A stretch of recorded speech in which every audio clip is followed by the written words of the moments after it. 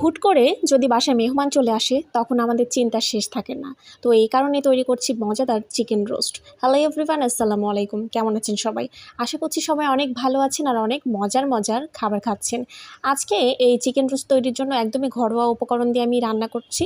শুরুতেই একটি কড়াই আমি বসিয়ে দিয়েছি চুলাতে।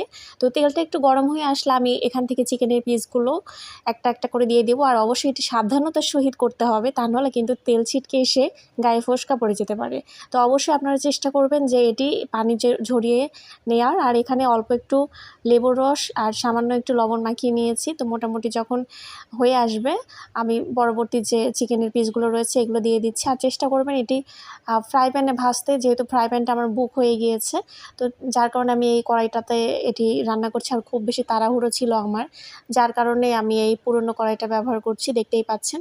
তো মোটামুটি যখন আমার এই রোস্টটা ভাজা হয়ে যাবে তখন আমি এটি তুলে নিব। খুব বেশি কড়া ভাজা করব না, তা নাহলে কিন্তু শক্ত হয়ে যাবে বা রাবারি ভাব চলে আসবে। তো এখানে আমি পরিমাণ মতো পেঁয়াজ কুচি নিয়েছি, একটু দারুচিনি, এলাচ, তেজপাতা।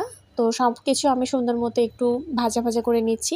পেঁয়াজটা যখন একটু নরম হয়ে আসতে শুরু করবে ঠিক সেই পর্যায়ে আমি দিয়ে দিচ্ছি একটু পেঁয়াজ বাটা।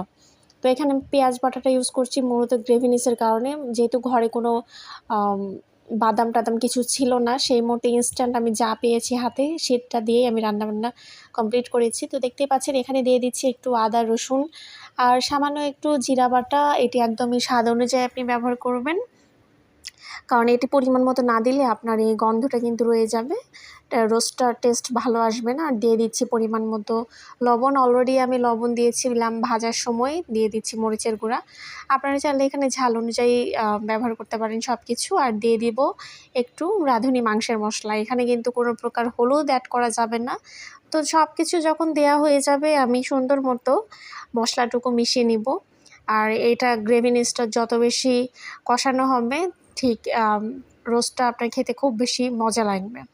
তো এই মশলাটা মোটামুটি ভালোভাবে যখন কষানো হয়ে যাবে সে পর্যন্ত আমি অপেক্ষা করছি। আর অবশ্যই একটু নাড়াচাড়া করে দিতে হবে যাতে এই পাতিলের এই কড়াইয়ের নিচটা লেগে না যায়। তো যেহেতু আমি পেঁয়াজ বাটা ব্যবহার করেছি একটু মিষ্টি মিষ্টি ভাব চলে আসবে আর একটু পেঁয়াজের একটা ফ্লেভার আসবে, সে কারণে একটু ভাজা ভাজা করে নিতে হবে। তো যখন এটি মোটামুটি ফুটতে শুরু করবে ঠিক সে পর্যায়ে দেখতে পাচ্ছেন যে আমি একটু কিশমিশ দিয়ে দিচ্ছি। আপনারা চাইলে কিশমিশটা ব্লেন্ড করেও দিতে পারেন। আর কিশমিশটা দিয়ে দিচ্ছি একটু যাতে ভালো লাগে খেতে, একটু মিষ্টি ফ্লেভারটা আসে।